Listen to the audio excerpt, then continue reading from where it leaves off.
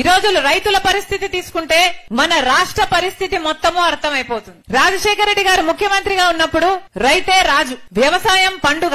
రాజశేఖర రెడ్డి గారు ముఖ్యమంత్రిగా ఉన్నప్పుడు ఇన్పుట్ సబ్సిడీ ఇచ్చారు, విత్తనాల మీద సబ్సిడీ ఇచ్చారు, ఎరువుల మీద సబ్సిడీ ఇచ్చారు, పంట నష్టపోతే పంట నష్టపరిహారం ఇచ్చాడు, పంట బీమా ఉండే, అద్భుతంగా రుణమాఫీ కూడా చేశాడు. ఇలా ఒక రకంగా కాదు, రెండు రకాలు కాదు, ప్రతి విషయంలోనూ అసలు పెట్టుబడి ధర తగ్గించాడు, రాబడిని పెంచాడు. ప్రతి విషయంలో రైతులకు అండగా నిలబడ్డారు. కాబట్టే ఆ రోజు వ్యవసాయం పండుగ అయింది. కానీ ఈ రోజు ఇప్పుడు జగనన్న గారి ప్రభుత్వంలో కనీసం గిట్టుబాటు ధర వస్తుందా అంటే ఒక చోట కూడా, ఒక రచ్చబండలో కూడా ఒక రైతు కూడా అమ్మా మేము బాగుపడుతున్నాము, మాకు గిట్టుబాటు ధర వస్తుంది, వ్యవసాయం బాగుంది, మేము డబ్బులు చేసుకుంటున్నాము అన్న రైతు రేనేలేడు. ఎక్కడికి వెళ్ళినా కూడా అసలు అన్నా అప్పు లేని రైతు ఉన్నాడా ఈ రోజు అంటే లేడు. మొత్తం రైతులందరూ అప్పుల పాలైపోయారు. ఈ రోజు వ్యవసాయం పండుగ కాదు, ఈ రోజు వ్యవసాయం దండగ. జగనన్న గారంటే నాకేం దేశం లేదు, నా రక్తమే.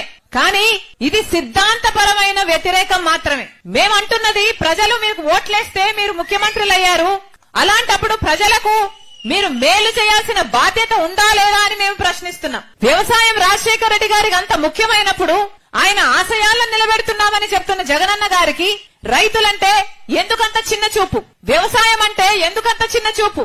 ఈ రోజు రైతుకు కనీసం పంట పండిస్తే గిట్టుబాటు ధర లేదు అంటే ఇంకా రైతుకు మీరు ఏమి గౌరవం ఇచ్చినట్టు అని అడుగుతున్నాం.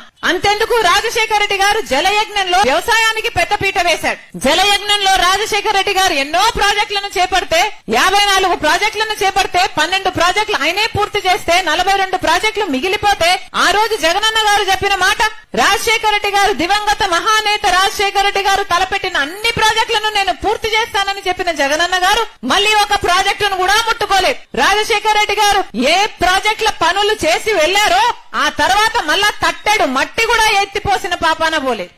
ఈ ఊర్లోనే ఎక్కడో శంకుస్థాపన చేశారంట, 2 నదులు అనుసంధానం చేసి ఏదో ప్రాజెక్టు చేస్తామని మళ్ళీ దానికి కూడా దిక్కు లేకుండా పోయింది. మరి మీరు రాజశేఖర రెడ్డి గారి ఆశయాలను నిలబెట్టిన వాళ్ళు ఎలా అవుతారు అని అడుగుతున్నాం.